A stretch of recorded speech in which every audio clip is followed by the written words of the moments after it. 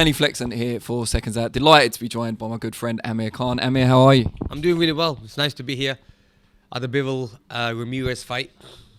Obviously, being a boxing fan now, not a boxer myself, so I'm here as a fan today. Gonna watch it with my family, friends, watch the sport, and I'm looking at it to be a very good fight. And Bivol looks really good after that win against Canelo. But one thing about Ramirez, 40-0. I saw him train last week. He was training in Dubai, and I went in by to the gym just to say hi to him. He looked really good, looked really sharp, looked strong as well. So I think this fight could be 50-50. It's not all Bivol. Now, you're kind of a big deal in this region, I think it's fair to say. How big a step forward is it, this boxing show in Abu Dhabi, Matchroom, coming here? I think what Abu Dhabi Tourism is doing and what Matchroom have done is amazing. You just see that boxing now is coming to this region. And it's lovely because at the end of the day, it's what boxing, it's what Abu Dhabi needed. The UAE needed something like this. And obviously now they've got big boxing fights happening over here. Hopefully I'll have many more coming. And look, you see UFC doing really well. I was here last week for UFC. It was a full house. Hopefully boxing can get to that level. The more events that we have here, the more boxing events that happen here, I think there'll be you could see boxing being a massive sport, I think. Freddie Roach is here this weekend. He's in the corner of Shavkat Rakimov, who's fighting Zelfa Barra. Have you had a chance to catch up with your old trainer? No, I didn't. I'd love to see him. Oh my God, I just remembered that because I saw him on Instagram. I saw Freddie is around here, so we're supposed to say hi to Freddie as well. He's here somewhere. Freddie Roach is here, so am I gonna go? What time is he fighting? I think he's 2 after the one that's in there now. Yeah, so I think it might be a good time to go after this interview to go see Freddie. Yeah. Right, well, I'm not going to hurry up because you said that. So you didn't know he was here until I told you.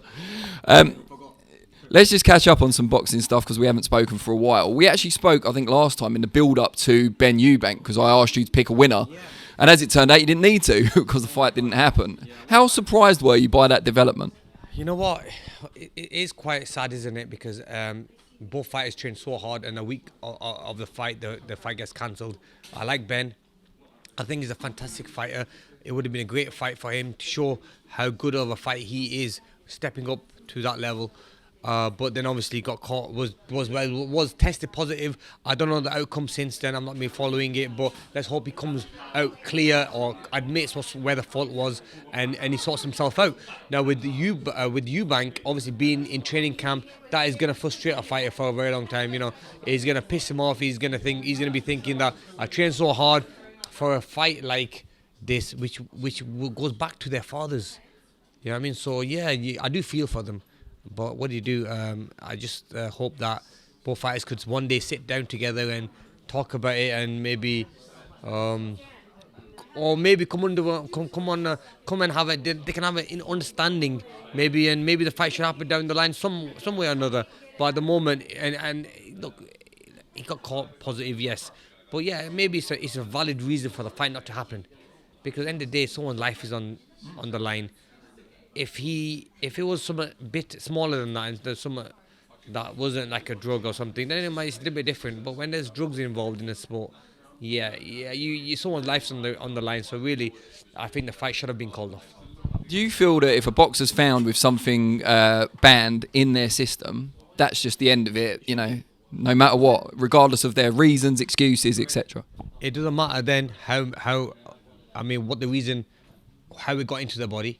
I think when a fight is positive, it's positive, because at the end of the day, I fought guys who were on steroids, Lamont Pizza, for example, and really, definitely they should be banned, because it's not they can't only affect you, but it can affect them as well, because they can take that much punishment without getting hurt that they might never be the same fighter again.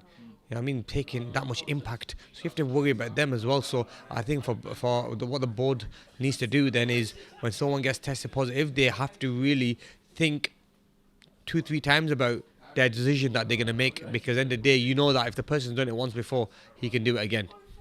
Ben insists he's going to clear his name. He's given up his board of control licence in the meantime, unrelated to that apparently. If you caught up with him as a veteran, as someone who's been around the block, former unified champion, arm around the shoulder, what would your advice to him be? I think my advice would be just come clean and Maybe if there is a mistake made there, you just come straight and say, listen, there might have been a mistake here, but like I said, sometimes you might not even know how it got into his system, so you can't really put it past him, because half the time these young fighters get caught, they don't know how it's got into the system. They might have just ate something, they might have had a coffee, they might have had some drink from someone, and it can get into the system. So I do feel for him. I don't know what I would say to someone like that, because at the end of the day, I've never been in that position myself. So, but I would say, look, God's the best of planners, and the fight was not meant to happen, maybe for a bigger reason. But you just have to move forward from this and hopefully make your name clean, and then move on to the other fights. You're one of many celebrated ringsiders at the show today. Another one is Anthony Joshua, who got a big ovation when he arrived. What do you make of his future now? He's obviously lost twice to Alexander Usyk in succession, close at the second time, but still a clear defeat. What should he do going forward? Has he still got a big future in the sport? I think he's got a massive future. I think Joshua sells out arenas. He's a massive name in the sport of boxing, and definitely I think he just needs to maybe not let that defeat get to him, and go back to the drawing board and see where he goes from there. I think there's some big fights still out there for him, and still the big fight that people would like to see is Fury and Joshua. People love to see that fight, even though Joshua got beat in his last fight. So there's some massive fights still out there for him. So why not just take a deep breath, have time to think, and just get back into it. Keep busy. Rather keep busy than keep out the ring for too long. If he's out the ring for too long and he's thinking about this, it can affect him. He just needs to kind of lay back and just kind of chill out a little bit, and then just think hard what he wants to do, really.